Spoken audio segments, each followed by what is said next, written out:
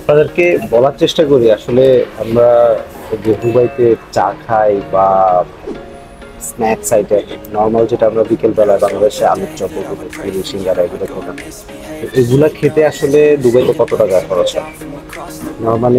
Normal নাস্তা করতে একটা মানুষের কত টাকা খরচ হতে পারে, এটা নিয়ে আজকে একটু আলোচনা করব। এখানে আসলে বিভিন্ন ধরনের চা পাওয়া যায়। সাপোজ বাংলাদেশের রং চা, দুধ চা, সাথে যদি আবার কেউ মালাই অ্যাড করে দেয় সেটার আলাদা বিল, বা বিভিন্ন ধরনের চায়ের আলাদা আলাদা বিল। নর্মালি আমি একটা কফি অর্ডার করেছি, দেখি ওটার প্রাইসটা কেমন। আমার যেটা price 3 dirham, R normal price, normal T price milk tea 2 dirham, Normal correct one. Fresh milk two. fresh milk 2, Fresh milk coffee three. 3, and ginger tea 150, আর সুলেমানি 1 দিরহাম, রাইট?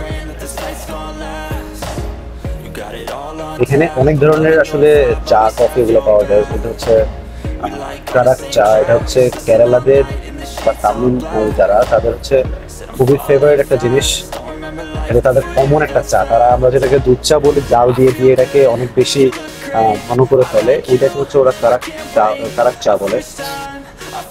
আর যেটা সুলেমানিটা হচ্ছে নর্মালি চা চলে এসেছে, থ্যাংক ইউ। এটা হচ্ছে চা না, এটা হচ্ছে কফি, ফ্রেশ মিল্ক কফি। তো ওদের কারাক চাটা হচ্ছে ওদের জন্য খুবই বিখ্যাত, আর দুবাইতেও কারাক খুবই বিখ্যাত। শুধুমাত্র বাংলাদেশ, পাকিস্তান, ইন্ডিয়া, এমিরেতি যারা আছে সবাই কারাক চা খুব পছন্দ করে। নর্মালি আমরা দুধ চা যেটাকে বলি ওটা থেকে আরেকটু মডিফাই, আরেকটু বেশি টেস্টি হয়। আর যেটা হচ্ছে রং চা বলি আমরা, এটাকে বলে সুলেমানি চা হচ্ছে 1 দিরহাম, কারাক চা 1 দিরহাম। 1 দিরহাম মানে হচ্ছে আপনার কনভার্ট করেন 34 থেকে 35 টাকা করে খরচ।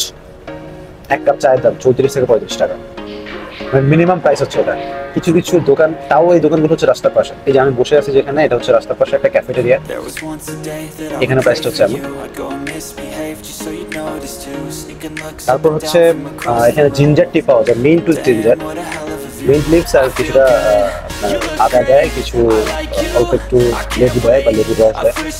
এটার দাম নর্মালি হচ্ছে 1.5 দিরহাম নেয়। আর একদম গরম পানির সাথে টি ব্যাগ দিয়ে দিবে, সেটা হচ্ছে সুলেমানি রেগুলার, এটা হচ্ছে 1 দিরহাম। তো এটা হচ্ছে 1 দিরহাম, 1.5 দিরহাম। আর হচ্ছে মাঝে মাঝে কিছু কিছু জায়গায় ওরা একটা স্পেশাল করে বানায়, সেটার দাম 2 দিরহাম লাগে। 2 দিরহাম মানে বাংলা টাকা মোটামুটি 70 টাকা।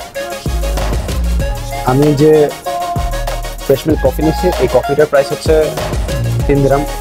3 দিরহাম মানে বাংলা টাকা হচ্ছে 100 টাকা।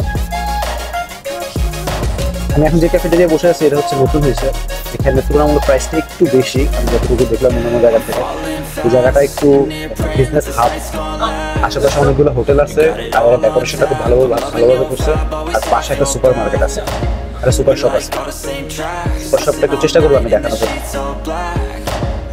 তো আপনারা একটা বার চিন্তা করেন, এখানে 1 কাপ চায়ের দাম আমরা 35 টাকা খেতে, কেউ যদি ডেইলি 2 কাপ বা 3 কাপ চা খায় তাহলে হচ্ছে মোটামুটি 100 থেকে 120 টাকা তাদের খরচ আছে।